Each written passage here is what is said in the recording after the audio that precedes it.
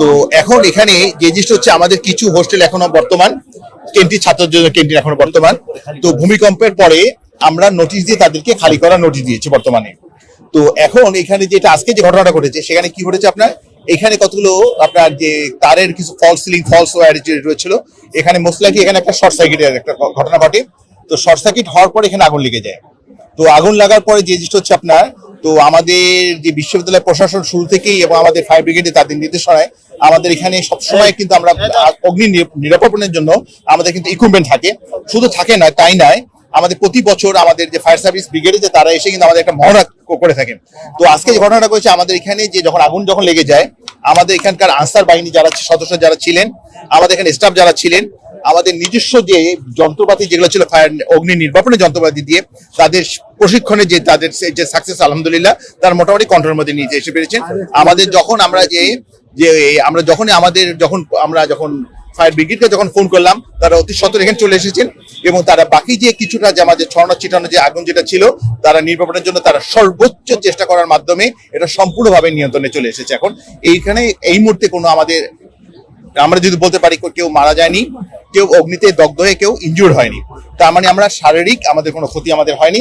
যেটা ক্ষতি যেটা হয়েছে সেটা স্থাপনার ক্ষতি হয়েছে, যেটা স্থাপনার কিছু যে আমাদেরকে পুড়ে গিয়েছে। কিন্তু সবচেয়ে বড় কথা যে আলহামদুলিল্লাহ আগুনটা সম্পূর্ণভাবে কন্ট্রোলে চলে এসেছে। টোটালি কোনো ঘটনা ঘটেনি। বলতে পারি আমাদের আমি একজন যে অভিযোগ করলেন যে এটা নষ্ট ছিল, কথাটা সম্পূর্ণ সর্বভাবে ঠিক নয়। এটা এই জন্য ঠিক নয়, আমরা যে এস্টিমেশন যে এইগুলো রিফিল গুলো আমরা দুটা ভাগে এনে থাকি।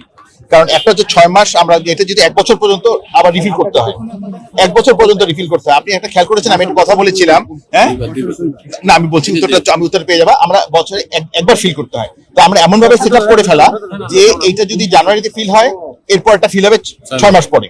তার মানে আমরা অর্ধেক ফিল করি জানুয়ারিতে, অর্ধেকটা আমরা ফিল আপ করি জুনে। তাহলে আমরা বছরে 2 বার করি। তার মানে আমাদের অর্ধেকটা খালি হয়ে যায়, বাকি অর্ধেক ঠিক থাকে। তো ওই অর্ধেকটা যে খালি হয়ে যায়, যেটা ডেট এক্সপায়ারি হয়ে যায়, সেগুলো দিয়েই কিন্তু আমরা আমাদের কর্মকর্তা কর্মচারীদের আনসার বাহিনীদের এখানে ট্রেনিং দেওয়া হয়। আমি কিন্তু একটু আগে বলেছিলাম যে ফায়ার বাহিনী ব্রিগেডে যে তাদের যে ফায়ার সার্ভিস যে আমাদের তাদের যে ট্রেনিংটা আজকে আমরা প্রমাণ পেয়েছি যে absolutely up to the mark. তারা এই যে মানে আমরা কি যে ট্রেনিং দেয়, আমরা যে জিনিসগুলো ডেট এক্সপায়ারি হয়ে যায় সেগুলোকে আমরা নষ্ট না করে দিয়ে আমরা তাদেরকে ফেরত না দিই। কারণ এটা দুটো কারণ, একটা হচ্ছে আমরা যদি তাদেরকে ফেরত দিয়ে দিই, যদি তারা ওইটাই আবার বলে যে আমরা ফিল আপ করে দিয়েছি, আমরা কিন্তু বুঝতে পারবো না। সেই জন্য আমরা যেটা করি ভার্সিটির পক্ষ থেকে পুরোটা এখান থেকে খালি করে দিই। খালি করে দেওয়ার মানে তাদেরকে এনে প্র্যাকটিসের মাধ্যমে বিভিন্ন বিল্ডিং এ জায়গায় জায়গায় আগুনে সিঁড়ি বেয়ে উঠবে কিভাবে প্র্যাকটিস করি আমরা, এটা প্রতি হয় আমাদের এখানে করার মাধ্যমে একটা খালি করি। খালি করার পরে আমরা রিফিলে পাঠাই।